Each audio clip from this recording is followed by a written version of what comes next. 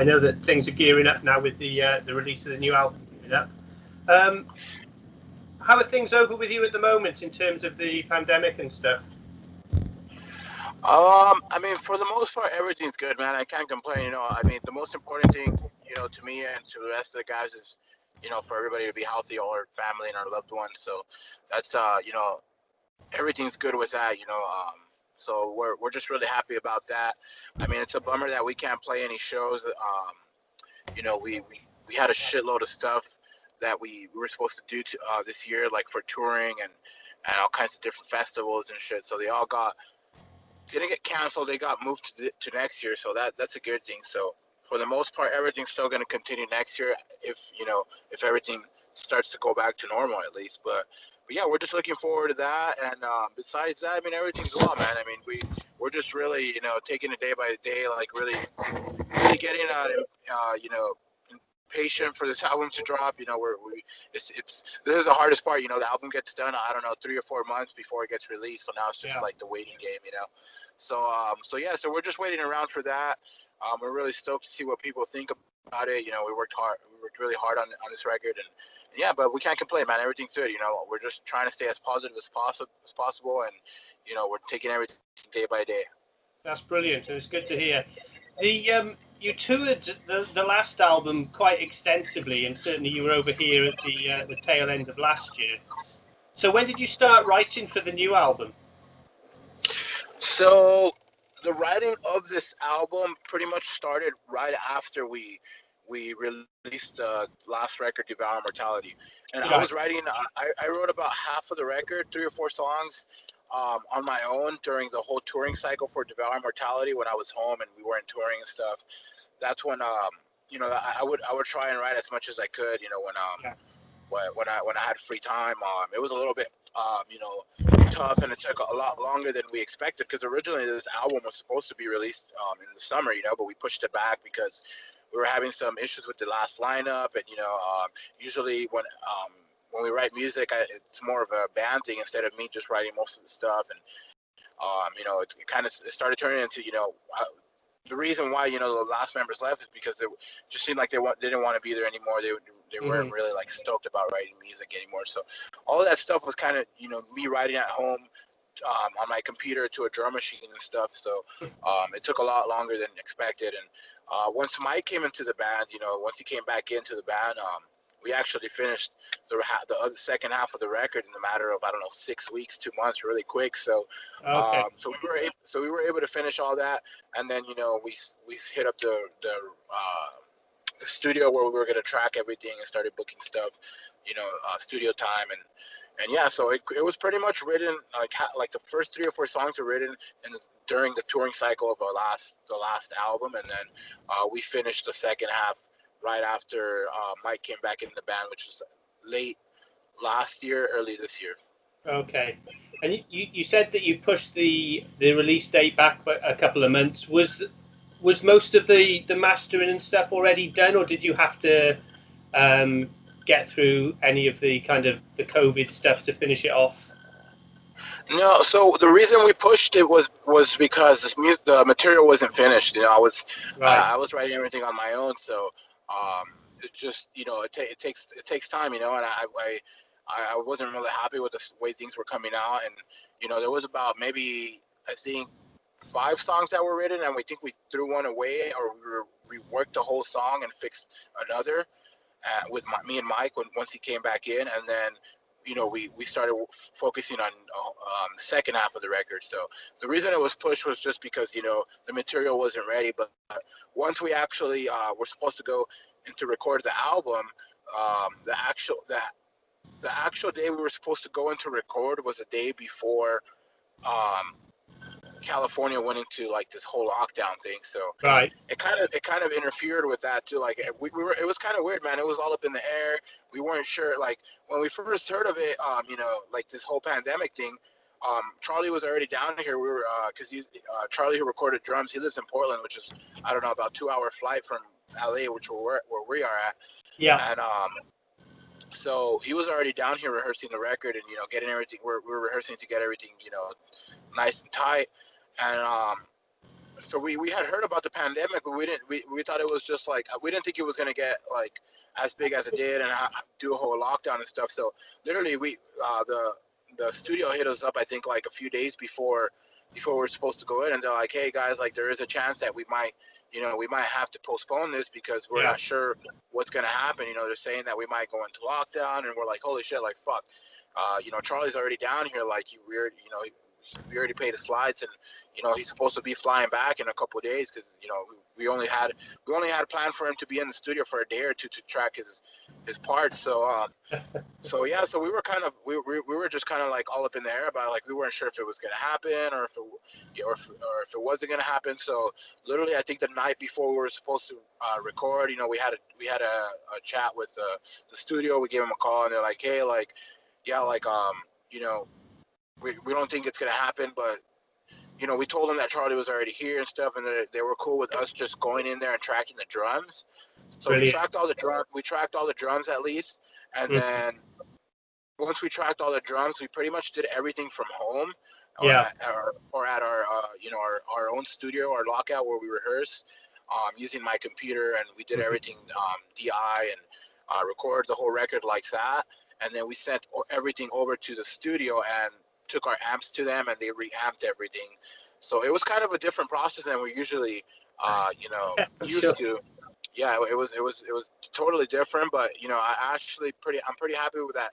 It kind of went that way because being able to record from home was a lot less stressful, and not we weren't on the clock, and we weren't like Yeah. we weren't trying to just get everything done as soon as possible. We were able to take our time and take breaks and take it easy. It was more laid back, so that was really cool. And so we did all of the instruments from my house or from the rehearsal studio that we practice at, and then we did vocals at a friend's studio, which is next door to our lockout. So yeah, it was a pretty interesting process, but everything worked out for the best, man. And yeah, I mean, we're quite stoked with how everything came out, but And yeah, I think go I ahead. think you should be. The album is really good. I've been listening to it all weekend so I can write the review for the website, and I've got to say that it is astonishing when you talk about the way that you've actually recorded it, and a lot of bands are doing exactly the same. It's kind of almost going back to homemade stuff, isn't it, to a certain extent? Yeah, yeah. To be honest, man, I mean, I think we might start doing this for the next few records. It's a lot more. It's a lot more like a lot less stressful, and we're able to take our time with things. I mean, we'll most likely do the same thing, track the drums out at the studio, and do everything else out from home. And Yeah, it was actually a really. I'm kind of glad that this whole thing happened. That way we were, because if not, I mean, we wouldn't have been able to experience this, and we would have kept recording the same way we have, which isn't bad, but obviously you save a lot of money, and you're also able to take time with everything, and yeah, yeah, it was a really learning experience. So we're quite stoked that we were able to experience all that. brilliant. Yeah, it's great in some respects. You talked a little bit about the lineup change from the band that recorded the last album, and obviously you've got Mike back in the band for the first time in a few years. How did that all come about with Mike coming back and the other changes you've said about some of the guys not wanting to record? Was it after the last tour, or I can't remember who was on the Yeah. band? So it's kind of weird, man. Like we somewhat had a few lineup changes, but not really. So our last guitar player, Adrian, he was kind of in and out of the band. Um, when we started recording the last record, Devouring, he Yeah, he pretty much left the band during the recording process. I felt like he didn't want to be there anymore, so he's like it literally came down to the day he was supposed to go into record, he just didn't show up. And I was like, because we have kids and stuff, so we were doing this thing where we each took turns, so we wouldn't be far from our family for too long, because obviously when we're touring, we're already away for a long time, so we try to yeah, be with our family as much as possible. So we figured out this whole schedule where I would go in and record my guitar parts for a day, and then I'd switch off, and Adrian would go in and record his parts, and hmm, then the bass player would go in, and we switch off like that day, like a day to day basis. So so it makes it so it makes it easier on everyone and less stressful, and we're not, we can take breaks somewhat. So during the last record, um, Divine Mortality, so it was to the point where like the studio kind of messaged me and they're like, hey, like, you guys coming in? And I was like, oh, I'm not supposed to come in. My guitar player is. And so I think I couldn't get a hold of him. I don't know what was going Mm. on. I was like, shit, I wonder if something happened. And it turns out he was kind of just like, didn't want to do it. And Oh, he expected me to go in like last minute. And I was like, dude, like, we had already, made a schedule. Like, I thought we all agreed upon this. So he was kind of already going in and out of the band. Like, things weren't really working out. And yeah, so he didn't record on the last record. I did everything on the last record besides the drums. yeah. And so it was kind of a similar idea with the bass player. Same thing. Like um, I think the bass player, when he was supposed to go in, he canceled to go see Iron Maiden or something. And I'm like, dude, like, come on, we have to be recording now. I mean, it's Iron Maiden, I get it, but I mean, they'll be back. We have a fucking album to record. So it was Yeah, just stupid things like that, and yeah, it wasn't really working out. So for a time there, I kind of lost the whole lineup. yeah. The only ones that were part of the lineup was me and the drummer that recorded on that record. And so after the record was done and all that, we kind of talked it out. We're like, hey, like we try to fix things, to have him back on the lineup. And so the bass player came back in. Adrian still, the other guitar player still. They're both named Adrian, so you might get a little confusing. But the guitar player, he stayed out of the band for some time, and then that's when Mike came in, Yeah. to help fill in, because we weren't sure if Adrian was gonna be leaving for good or not. He kind of was just like, it kind of seemed like he just needed a break, maybe because of all the touring, and maybe he had some personal shit going on. So it seemed like he needed a break. So we asked Mike, hey, can you help us out for the next couple months with these tours and stuff? And he's like, yeah, I'll help you guys out. And so um, that was pretty much the lineup. It was me, the bass player Adrian, and Mike. And Hmm. I think like a few months after, we did some tours. Adrian, we started talking to Adrian. He kind of was just like, hey, like, I want to join the band. Like, I want to come back in the band. I knew like we had some shit, but he told me he was going through some stuff. So he came back in the band pretty much. And I think like towards the end of last year, I think Right. maybe like, or it might have been after the summer towards the end. The same thing started happening. Like, it seemed like he didn't want to be there anymore. And Hmm. same thing with the bass player. Like, I mean, it really comes down to a shitload of different reasons why. I mean, there's a lot of personal stuff that was going on too. But I mean, the long story short, things just weren't working out anymore. And it came down to where like people weren't showing up to practice.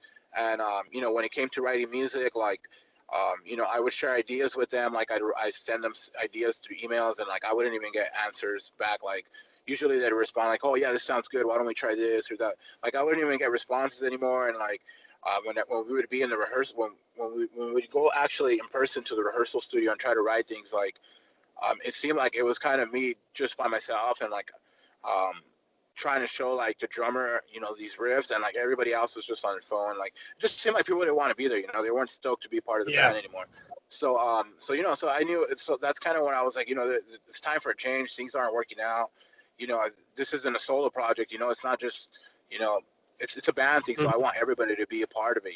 Like everyone to put in their input and stuff. So yeah. So that's kind of why I parted ways with the last lineup, except for the drummer. The drummer was actually he wasn't never really supposed to record this record, this new one, because I mean, obviously if you listen to the record, that this record is a lot more extreme. There's a lot more going on with the drums, a lot more speed and stuff. Yeah. So he wasn't able to to pull that stuff off.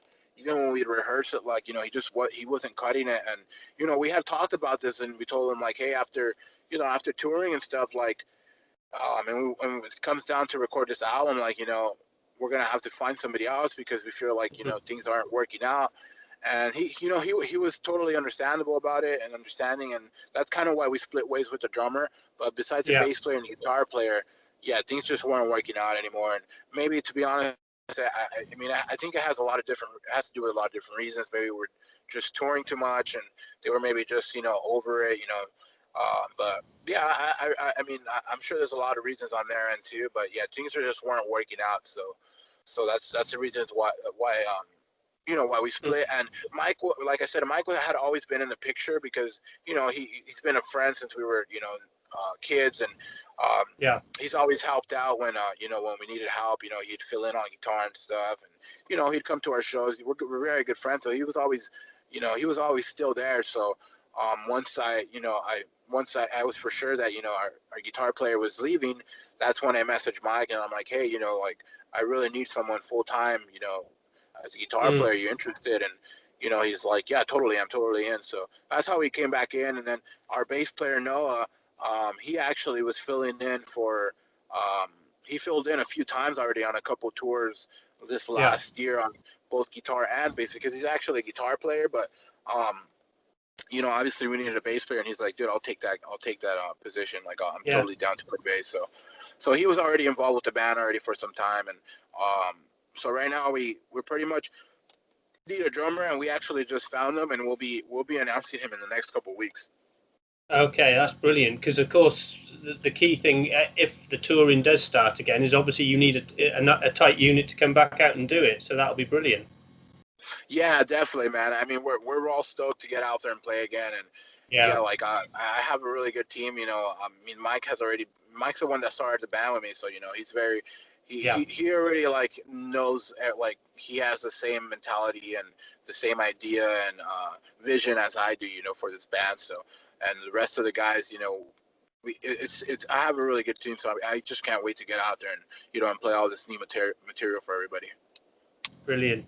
I've listened to the album several times over the weekend. I got it the advance copy on Saturday, so I've been listening to that in advance of this interview, and I've got to say it's I think it's your best album. I mean, you always say it's your best album, but it really does flow from Devouring. It sounds like a natural progression in terms of the development of the sound. Um, is it conscious that you try and develop the sound, or does it come quite naturally when you're writing? Yeah, it's more of a natural thing, I think. We kind of just kept writing from, it's kind of like it kept going from Devouring, and this is kind of what just came out. Obviously, having Mike and a fresh, like a new, fresh new ideas, obviously helped too. I think that made a difference in when it came to the writing. He helped a lot with the writing. So, um, having a whole new person is it's obviously going to make a difference.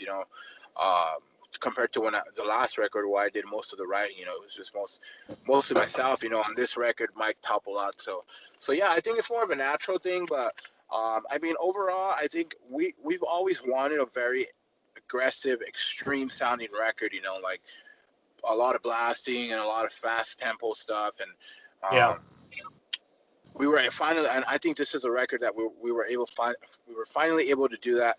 On our first couple records. Not that there's anything wrong with those. I love all the records we've done, but we've always wanted to do a very like aggressive, extreme, sounding death metal record, and I think we were finally able to pull it off with this record, just because I think we had the right team to get that done. Sure, sure. So there's quite a lot to talk about the new album, as well as the fact that it's actually killer music. You've managed to get quite a few bits of good bits back in it. So you've got Dan Seagrove doing some amazing artwork again, following the work that he did on Devouring. How did that come about that you got him back? I mean, working with Dan Seagrave has always been a dream of ours, man. Like, I mean, since our first record, you know, we wanted to work with him, but we were a very small band. Yeah, We were paying pretty much back then. Everything was coming out of our own pockets, and we just couldn't afford him. So now with Century Media being involved, obviously there's more of a budget, and we sure. were able to to work with him for the first time on our last record, and we were just so blown away with what he did for the last record that Yeah, we had to use him again. And to us, he's kind of like the death metal artist. Obviously, there's many others that do a very fucking killer job, but I don't know. There's something about Seagrave that really catches, um, really catches, I think, like the vibe of what death metal is, in his artwork. It's kind of hard to explain, but it kind of just all flows well together. Because obviously, being a fan of death metal and stuff, like when I buy a record, I want I the cover is also a big deal besides the music, obviously being the most Yeah. important thing. But the artwork also has to kind of like fit, and it kind of like when I buy a record, an LP, and I put it on and I look at the cover while I'm listening to the music or reading the lyrics, like it kind of like gives you like a somewhat of a feeling of like I'm not sure how to explain it, but yeah, like I don't know, I feel like it kind of should all blend together, and I think Seagrave really makes that happen, and that's the reason why we used him again. And he's done a lot of the most like a lot of the records that we look up to and worship, so Yeah. that obviously that being another reason. But yeah, I don't know, man. There's something about Seagrave. He's very, very, very special and a very unique artist. So Yeah. I mean, I think. Sorry, go Go on. ahead. Oh yeah, yeah. I No, was so going to say yeah. I was looking at his website yesterday, and the number of albums that he's actually done is astonishing. Yeah, man, it's crazy, and he's a very, like I said, he's been doing it since the beginning, like since the early days of death metal, and Yeah. he's still doing it, which is fucking awesome. And it's so crazy how busy he is. Like we had to contact him, I think, like months in advance to let him know, hey, we want to use you for the next record, and he was already booked up. And so actually, going to that, like the experience of working with him on this record was a little different than the last. I don't know if because the last record I guess we when we messaged him, we were already kind of done with the writing, the whole writing process. We were done with the lyrics, so we kind of Yeah. already had an idea of what we wanted for the artwork. Okay. Compared to and for this record, it was a little bit different because we only had, I think we only had maybe like how I said, the first 4 songs of the record done when we got in contact with him, and I didn't have any lyrics yet. Like I really we kind of just like messaged him and told him, hey, like we're gonna need a new artwork. This is around the time we're expecting it to be released. I kind of just sent him some ideas of different artworks of what I pictured, of what I wanted, and yeah, that was kind of it. Like usually we'd send lyrics and we have more of a topic of what we want for the artwork, but this time it was completely different. It wasn't. It was we didn't really have much to send to him, so I guess you can kind of say that the actual artwork influenced the title. So the title was kind of based around the artwork, if that makes sense. Okay. Yeah, it Yeah. does. It absolutely does. Yeah. And it's good to hear that you're almost of an old school approach to listening to music, where it's not about, whilst we all have to listen to it on phones and computers, it's nice to hear someone that actually sits down with the cover and the lyrics and actually spends time to engage in it in the way that we used to do back in the 70s and 80s and stuff. So that's brilliant. Yeah, I think it's just a cooler experience. I mean, don't get me wrong. I mean, it's so cool to have these, platforms like Spotify or YouTube to be able to quickly just look up a band and check out their music. But, um, obviously it's a whole different experience when you have a record in front of you, and it's almost like a book, when you open it and you put Yeah. the record on. And so, yeah, it's just a different experience. And I mean, yeah, I'm not doing it intentionally to be like, oh, an old school dude, but it's just more like, it's a more, I don't really know how to explain it. It's just a different experience, and obviously listening to it just really quick on your phone. Yeah. Well, I think that the whole thing with heavy metal, it's always been album based, hasn't it? So it's always been more than just the one song or whatever that you pick up on a streaming service. You want that whole experience. Yeah, yeah, definitely. Cool. So talking of Dan's, you also had the other Dan Swallow, doing the production again, and he's done a fantastic job on it. How did that come about? Were you determined to work with him again? Yeah, similar idea as Seagrave, man. We were just really, really stoked on what he did on the last record that, we wanted to use him again. And to be honest, I mean, obviously we're really big fans of Swano and like the projects he's been involved in, and the what he's done as far as, mixing and mastering for other bands, Yeah. but with the last record, it was the first time working with him, and we really didn't know what to expect. I mean, um, at first, to be honest, we kind of were having trouble like getting to him, like giving like trying to explain to him what exactly we were going for, because when we first got the first couple mixes, they really just weren't cutting it for us. So it was a little bit Okay. of back and forth, and then finally we were able to figure out. He was able to like understand what we wanted, and and he made it sound like how he did on Devouring. So that being the reason that we kind of already had, obviously experience working together. He already understood what we wanted and understood the band, and he understood us. So that was another reason why we wanted to work with him again. And we honestly didn't expect the record to sound as good as it did, because to me it sounds a lot better than the last one. And I honestly was stoked on the last mix, and I was like, if it sounds like this, I'm totally happy with it. But when he sent this new mix, we were just blown away. We're like, holy shit, this sounds a lot more raw and organic, but still has that huge sounding, like Yeah. like it still sounds really huge like the last record. So yeah, man. I mean, it kind of was just the same idea as Seagrave. We were very happy with the way they did on their last record, that we wanted to use them again. Brilliant. And I think that's come across. The production is fantastic. Couple more questions. You've just released the video Congregation of Flesh, which obviously has Dylan Carson playing the cult leader in it, and it's a brilliant video, quite gory, but exactly what I'd expect of it. Tell me a bit about how that came about. Yeah, so that actually was very random, dude. Like, we kind of was just like, our director, Dylan. We kind of, we gave him the song and the lyrics, and we told him what the song was about, and he kind of just took that whole idea and made. We already obviously the song's based loosely around like rats and being eaten by rats, but he completely Yeah. took that and made it like its own story, and like completely just made it so much better. So um it all really, like, it's all a lot. I mean, it all comes down to Dylan's work. He's really good at what he does, and that's the reason why he wanted to work with him. And yeah, and we needed people to to help for the shooting. Like we needed like 3 cultists or something like that, and I think one dude has to sacrifice. So we just did this like post on our social media page. It's like, hey, we're looking for some people to help us out for a new music video.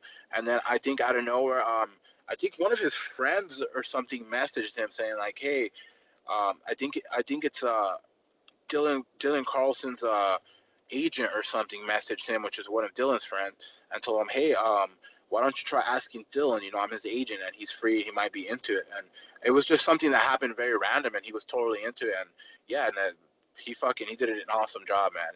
And I'm really stoked Yeah.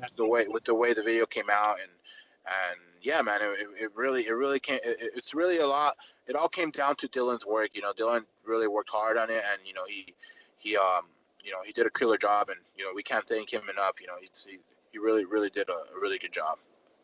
I really enjoyed it when I've watched it several times, but it actually really captures the feel of the song as well, which is brilliant. Yeah, You definitely. Yeah. so you've also covered the Discarnate track "Stench of Paradise Burning," and I think if I'm reading the PR right, you've had a couple of guest appearances. So you got James Murphy, and then you got Simon Dusson on it as well. So that's a bit of a coup, isn't it? Yeah. So no, it's only Simon. James Murphy Just isn't. I Simon on wish. it, right? Yeah. I wish James Murphy was, you know, would have done some guest stuff. I mean, that's someone that another person that we really look up to and is a really big influence to the band, and to me personally as a guitar player. He Yeah. plays a big role in my influences, and so that's somebody that we definitely like to work with one day, in the future. Hopefully that we can make that happen, Hmm. because I know I have him on social media, and he's a really cool dude. And I think we sent him the last record because we also did a Cancer cover. Um, Yeah. Obviously, being a really big James Murphy fans, we did a Cancer cover as well, and we think we sent him the record, and he was pretty stoked on it or whatever. But anyways, coming back to the cover, that cover was actually supposed to be on our second record, but we recorded the second record 2 times. So we Yeah. recorded it once completely with the first drummer that we had, who did the first album, and we just weren't too stoked on the way everything came out. Like it just wasn't cutting it for us. His playing wasn't cutting it, and we decided to part ways with that drummer. And we asked our friend Carlos Cruz from Warbringer to help us out, record the second Yes. record. And It being so last minute, we kind of just scratched the idea of the cover being on there because we wanted him to focus on the originals instead and put more thought into that instead of having to learn that and the cover. So that's the reason it didn't happen on our second record. And then on our third record, the idea came back up to do it again. And the drummer we used on that record actually just wasn't a Disincarnate fan, and he kind of just was not really stoked about learning the song. So we didn't do it. We didn't do it on there, and we did the Cancer cover instead. So Hmm.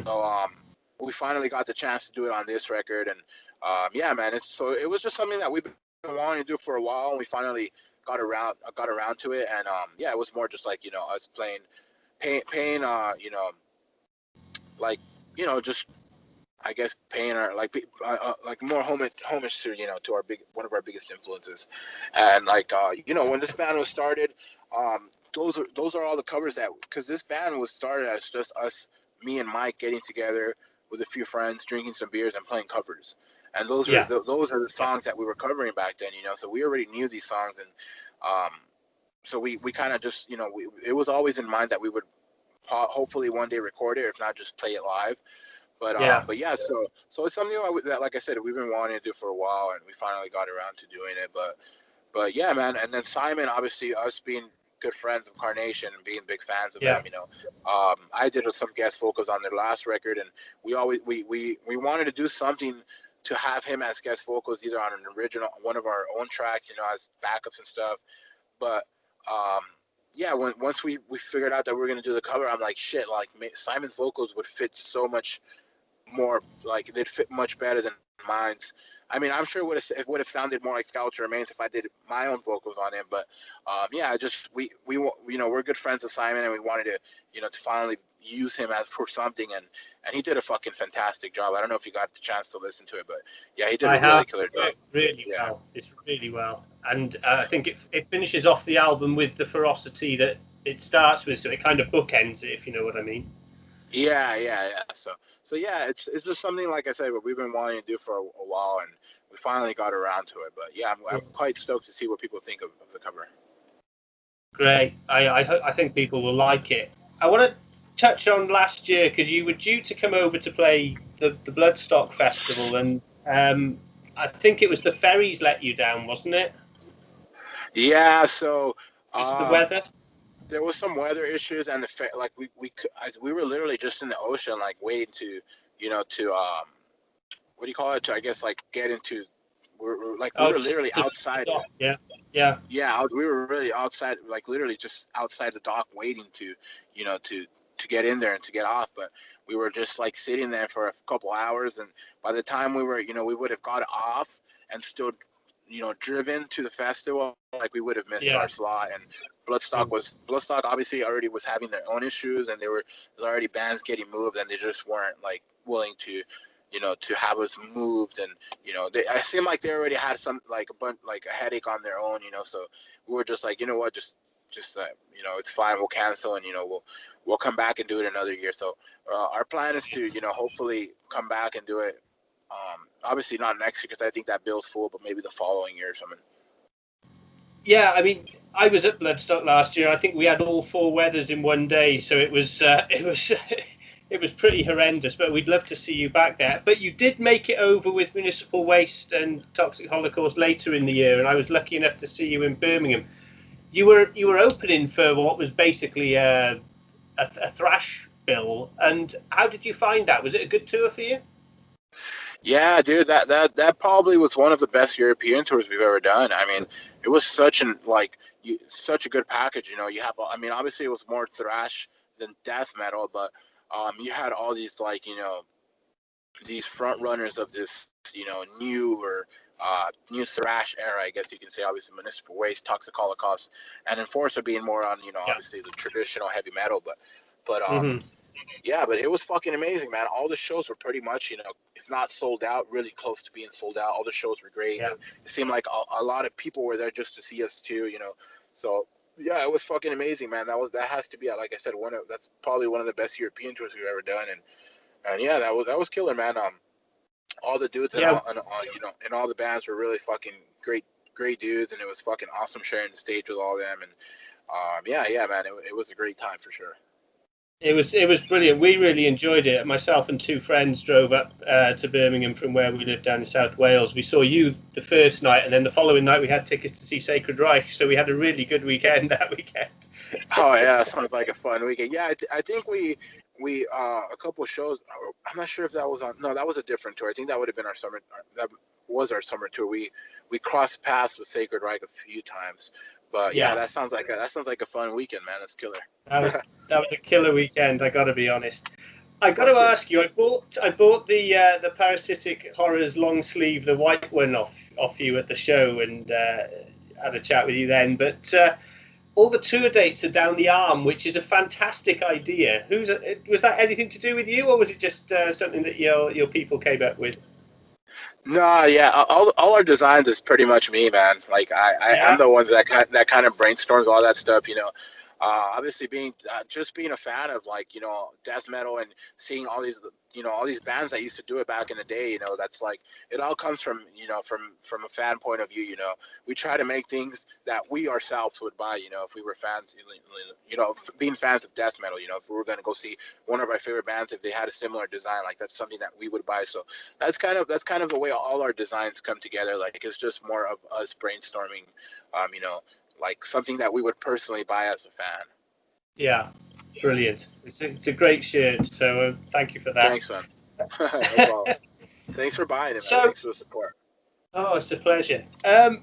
Just to finish off now, obviously, I'm assuming that you have tentative plans for tours, but they're all kind of in the ether a little bit at the moment. What have you got have you got any gigs booked at the moment, or are you waiting to see how things pan out?